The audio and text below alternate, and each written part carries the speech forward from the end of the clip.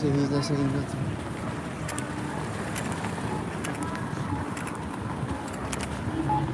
American Quarter, she say.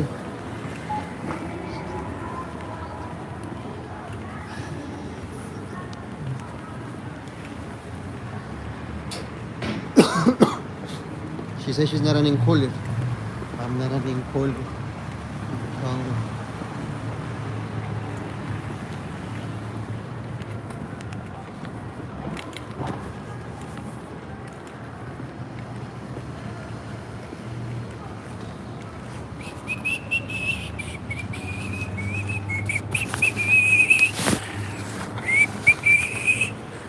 She says she's not running colder. I'm not running colder. So I don't know what the fuck she meant by that, you know.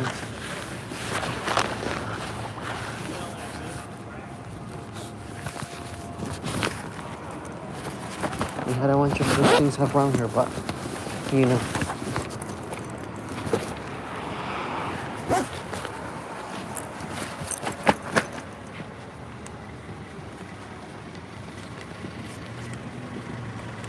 What she say?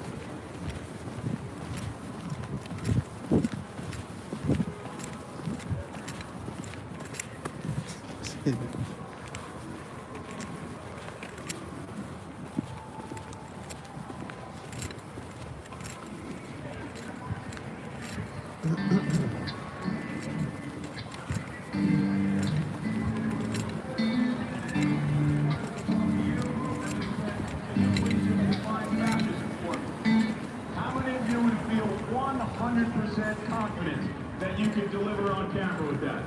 Raise the hands. Okay. Good, but not everybody. We need to have it be everybody. And it's not going to be in front of the CNN camera, but it's going to be in your hometown. It's going to be on your social media feeds. That we have to be able to articulate the definitions, the ideology, the praxis that brings each and every one of us here, and it may be different.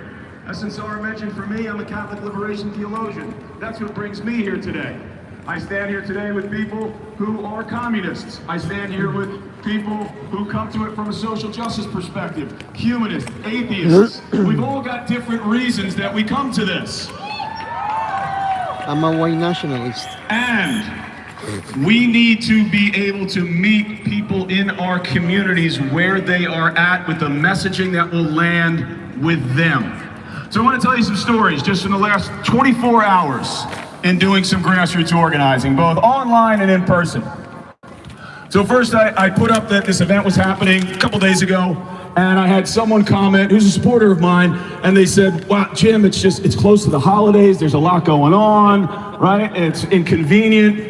And I said to her, I know it's inconvenient. And I said, I'm gonna be harsh. And you know that I care about you. But if we look at people who beat back fascism in the past, I'm sure the guys who were dug in the Ardennes forest at the Battle of the Bulge wanted to be doing stuff at home during the holidays. right? These are the kinds of stories and quick retorts that you got to have in your back pocket. And it wasn't to embarrass her, it was to plant a seed to get her to think. I had a band, I own a tavern in Southern Ocean County, Lighthouse Tavern, come on in if you're ever in Ocean County, New Jersey. Had a band there last night. The band's on break, we start talking. One of the guys from the band says, my wife follows you on Facebook, loves what you're doing, I love your stuff. You know, what's going on? I said, actually, I'm leaving right now. I'm not going to be here for your third set. I got to get home to bed because I got to leave for Washington, D.C. in the morning. That's awesome. What's going on? I started to tell him about this, and he started to talk to me about electoral politics. And I said, look, I'm not saying that we don't have to elect good people, but that's not the moment that we're in right now. That's right. So here's the story I said to him. I said, go with me on this. I want you to pretend that Hitler himself got reincarnated. And he was in the White House in Washington, D.C. And he's early on in his reign.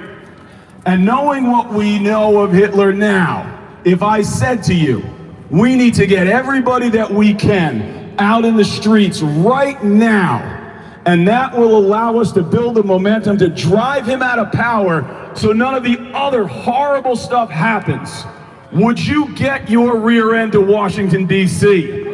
And he slapped his hand on the bar and he said, absolutely. And I said, that is the moment we are in. So as I'm sharing this stuff, I've got Miles recording it. I'm going to share it on my social medias. Borrow these things, right? Another quick story. There was Michelle, and I posted about what was happening in the rallies and what we were going to do here today and surround the White House 2.0. And she said, does this really work? Like, it just seems like we're out rallying and nothing changes. And I said to her, I said, Michelle, I understand your frustration. Because a lot of the rallies, they are just like parades. We have a different strategy. We are talking about getting millions and millions of people into the streets, in the seat of power. And if you study what happens, or what has happened, where authoritarian regimes have been pushed out of power in other countries, that's how it gets done, right? So recognize what we're doing. And I said, all of you who are here today, and many who have been here a long time, rally after rally after rally, we are on the vanguard. We are the tip of the spear. We are modeling for Americans here in DC and around the United States what has to be done. That it cannot simply be showing up in your hometown and holding some cool posters and going home. That it will need to be consistent, relentless, here in the seat of power, and then it goes outwards in solidarity marches after we bring the millions here. Right? And the last one was my friend John. John and I grew up together, went to grammar school. John is a Trump supporter.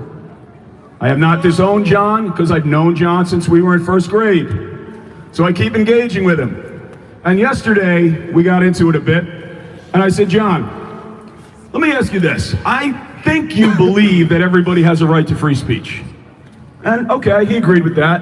I said, what if I stood before you and I said, hey, I think capitalism is an inherently flawed system that exploits humanity and nature to maximize the profits for absentee owners, also known as shareholders. I said, John, what if I, even as a Catholic theologian, said, yeah, I got some real problems with the way Christianity is being practiced here in the United States, especially with white evangelical, white nationalist Christians.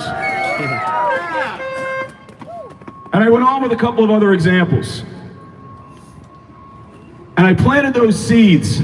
I knew I wasn't going to get John to agree with me in that moment. But you know what John didn't do? He didn't answer back. So now I know he's thinking. Then the next conversation I'll have with John, because you're not going to get it done in one conversation, will be about NSPM 7. How many people here know what that is? Yep. Right? Now, we don't even have activists all raising their hands. Right? This is the National Security Presidential Memorandum that got leaked this week.